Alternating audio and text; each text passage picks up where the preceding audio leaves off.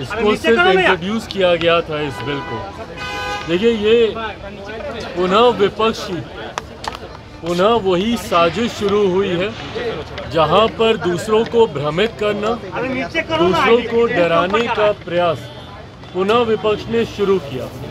जिस तरीके से लोकसभा के चुनाव में आरक्षण खत्म हो जाएगा, संविधान खत्म हो जाएगा, इस तमाम तरीके की भ्रमित बातें करनी शुरू की, तो वहीं वक्फ बोर्ड में ये जो अमेंडेशन, ये जो उसको अमेंड करने का जो ये बिल आया है, उसको लेकर पुनः इस बात का भ्रम फैलाने का प्रयास किया गया कि ये मुसलमान विरोधी है, मुसलमानों के हक छीनने के लिए इस कानून को लाया जा रहा है। जबकि अगर आप इसको पढ़ेंगे तो ये वक्फ बोर्ड में पारदर्शिता लाने की सोच के साथ इस कानून को लाया जा रहा है। इसमें कई ऐसी बातें हैं जिसका सुझाव जब विपक्ष सत्ता में था उन्हीं के द्वारा दिया गया था, पर उस वक्त क्योंकि ये लोग इसको लागू नहीं कर पाए थे और ये मामला लंबे समय से पेंडिंग था, और कई ऐसे मुस्लिम संगठन भी हैं जो इसकी समय समय पर पैरवी करते रहे हैं, उन्हीं के हक अधिकारों को और मजबूत करने के लिए,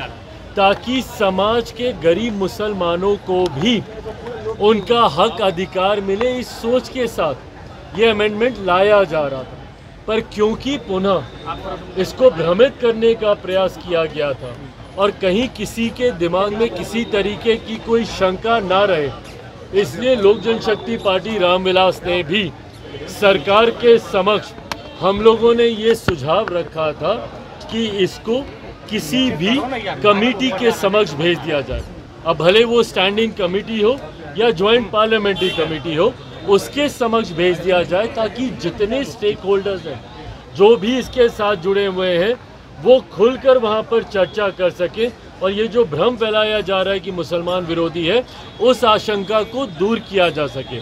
मैं आज धन्यवाद देता हूँ प्रधानमंत्री जी का और हमारी केंद्र की सरकार का कि इसको जहाँ सरकार ने सदन के पटल पर मजबूती से बिल को इंट्रोड्यूस करते हुए अपनी बातों को, सरकार की बातों को प्रमुखता से रखा, तो वहीं विपक्ष के मन में इसको लेकर कोई शंका ना रहे, जेपीसी को भी इसको रिकमेंड करने की बात की गई है। आने वाले दिनों में मुझे लगता है जल्द ही स्पीकर जेपीसी का गठन करेंगे और वहाँ पर खुलकर इसको लेकर चर्चा होगी। बट इसमें महिलाओं का रिप्रेजेंटेशन हो और इस संस्था में पूरी तरीके से पारदर्शिता हो, इस सोच के साथ सरकार इस विधेयक को लेकर आई है।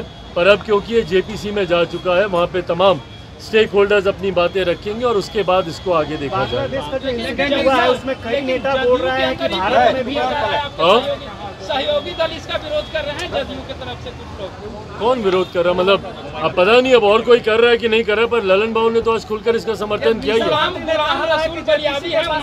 इस विधेयक को जल्दबाजी में क्यों पेश किया? मीसा भारती ने कहा। अरे भैया, जल्दबाजी में कहा, लंबे समय से इस विधेयक पे काम हो रहा था, बल्कि यूपीए के समय से इस विधेयक पे काम हो रहा था।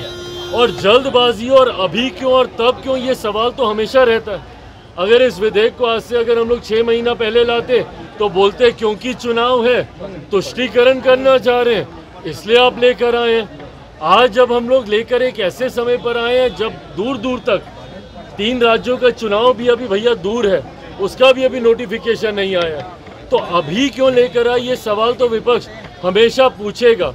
पर हाँ, जिसके लिए हम लोग कमिटेड हैं, और जहाँ तक रही बात भैया लोक जनशक्ति पार्टी रामविलास की, हम लोग का कमिटमेंट समाज के वंचित, समाज के गरीब वर्ग, समाज के अल्पसंख्यक वर्ग के साथ हमेशा से रहा है। मेरे नेता, मेरे पिता आदरणीय रामविलास पासवान जी का कमिटमेंट रहा है। ऐसे में सरकार का हिस्सा रहते हुए ऐसा कोई विधेयक हम लोग के रहते हुए नहीं आएगा जो समाज के किसी भी वर्ग के साथ कोई अन्याय करे। पर विपक्ष बार बार भ्रमित करने का कार्य करता है, लोगों को डराने का काम करता है, कभी विधेयक को लाने के समय को लेकर, कभी उसके पीछे के इंटेंशंस, उसकी मंशा को लेकर। ये सोच गलत है विपक्ष की।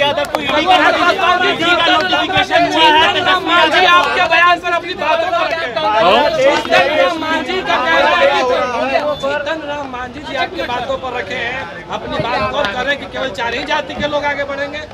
देखिए, मांझी जी के बयान पे मैं कोई टिप्पणी नहीं करूंगा, पर क्योंकि इस दौरान मैंने कई अनुसूचित जाति संगठनों से मैंने बातचीत की, पार्लियामेंट में कई सांसदों से मैंने बातचीत की, और संभवतः आने वाले दिनों में अनुसूचित जमात समाज से आने वाले सांसदों के साथ एक सर्वदलीय बैठक भी हम लोग करेंगे।